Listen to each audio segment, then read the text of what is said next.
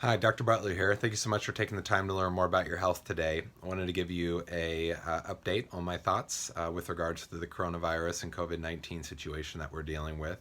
Obviously, as I'm sure all of you have been, just reading about different concepts, trying to understand and sift through a lot of different information with regards to what's going on. And my biggest motive in all of this really pertains to my patients and not just my patients, but to people in general and people make up our public. I mean, we're doing a lot of public health awareness right now and encouraging obviously the social distancing and hand washing and these concepts based around trying to slow the progression of this virus. But I believe that there is a distinction that has to be made with regards to what I'm going to describe as, on one hand, is rational thinking, and on the other hand, is reasonable thinking. There is a lot of reasonable thinking that's happening and a lot of reasonable information that's being distributed, which ties into the reasonableness of staying home, the reasonableness of maintaining your distance from people, the reasonableness of trying to flatten the curve. I mean, like I said, it seems very reasonable that information that's being distributed. What I'm going to challenge, though, is not so much the rationality of that information, but what I'm going to describe is the levels of irrational thinking that start to come from what I believe is not so much the concepts of that information, but the perception of what that information is representing, which is this idea that you do not have a lot of control around this situation that's going on. Which, trust me, I'm a big fan of understanding where your locus of control lies, because in the end, of course, we don't have a lot of control over almost everything in our lives. But we do have a tremendous amount of control over our day-to-day decision making that we do, and the influence and the power that lies within that decision making. And that's where I believe a lot of this irrational thinking is starting to perpetuate. I mean, I get to see this all day long because I have the pleasure of working with people and talking with people, both from a clinical standpoint and then, of course, in my community. And my goal is, again, not to create a lot of judgment. I think that people have, obviously, which is a wonderful thing, are entitled to all of their own decision making and thought processes.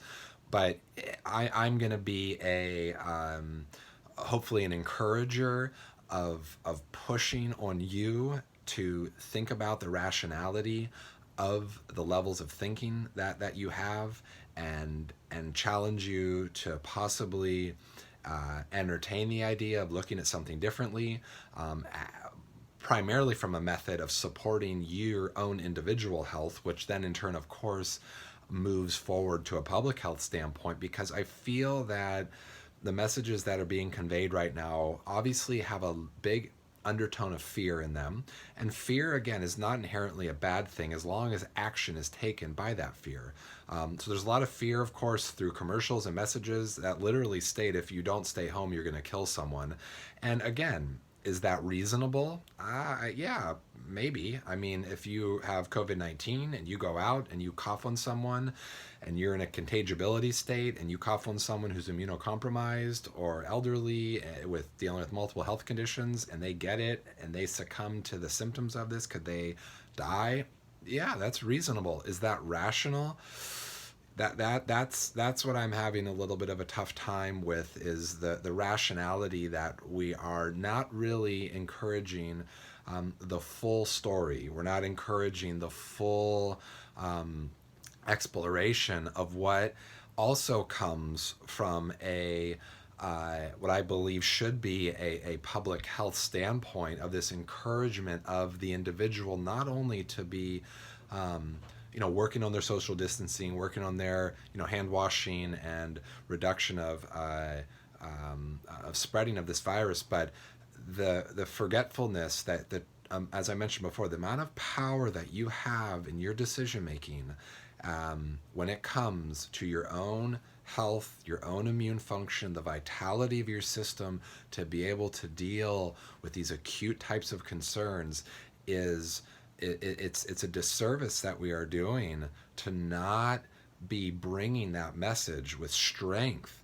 to advise people to be taking care of themselves, to really be questioning and beginning to avoid I want to call them lifestyle choices. I feel that doesn't even do justice to it.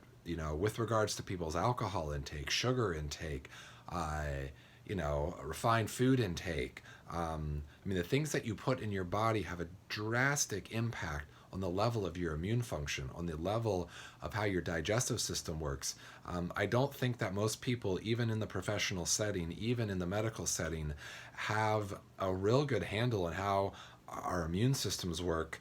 And that's a big challenge because I think they have a wonderful understanding of how our immune systems work when we think about a virus, or a this reductionistic thinking of this molecule and that molecule and its response to virus. But when we look at the holistic understanding of the organism, of who we are, and our integration into the natural process, remember, we're one with nature. Nature has a tremendous ability to absorb adversity and move through it. And does that mean that, like, there's no adversity that comes?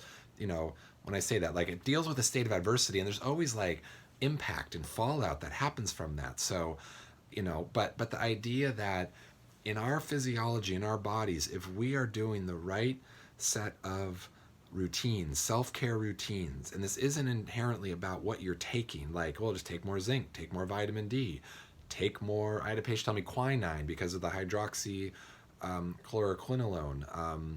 I think I'm pronouncing that right. But we're trying to replicate this level of thinking uh, around taking something to solve something. That's not how nature works. Nature solves things by establishing rhythms, by establishing functions that are inherent to the system that improve the state and resiliency of the reaction. And that's what we need to be encouraging people to be moving, to be breathing, to be eating correctly, your diet, not going on a diet, but the fuel that you're putting into your system so we can get that digestive benefit to the immune system.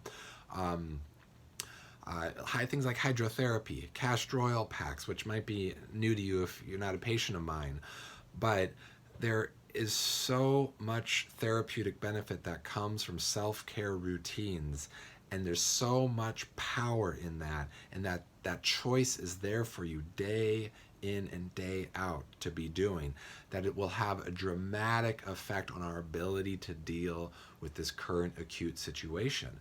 And I feel like it's my job, again, both to my patients, but as a public health service, to be, standing up and shouting that you're not just a sitting duck when it comes to the scenario that we are dealing with. You have power in your decision making, and you can take that power and start creating motion with it. And I love physics because it's like kinetic energy. The more motion you create, the more movement you get. The more movement you get, the more power you get.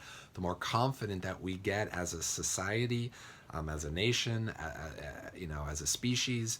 To be confident in our ability to heal, to get better, to prevent. These are such important concepts that, like, as I mentioned, it's not being touched on. It's not being encouraged. It's not being reminded, and it's valuable. It's severely important to understand this, because myself and other naturopaths, like, we know this stuff. Like, this is how it works. This is how we heal people from things that in truth shouldn't be, considered incurables, these things that the body can't get better. And that's obviously because there are certain circumstances and certain types of, medicines and therapies that aren't inherently, working to create that type of environment in the body that allows for healing to take place. And it's just, again, as I mentioned, a concept that needs to be being talked about. It needs to be being encouraged. And I encourage you to take action with it for your own personal health, for the health of others, for the greater scale of our public health. And I thought I'd share that with you. And thank you so much for listening. And have a wonderful day.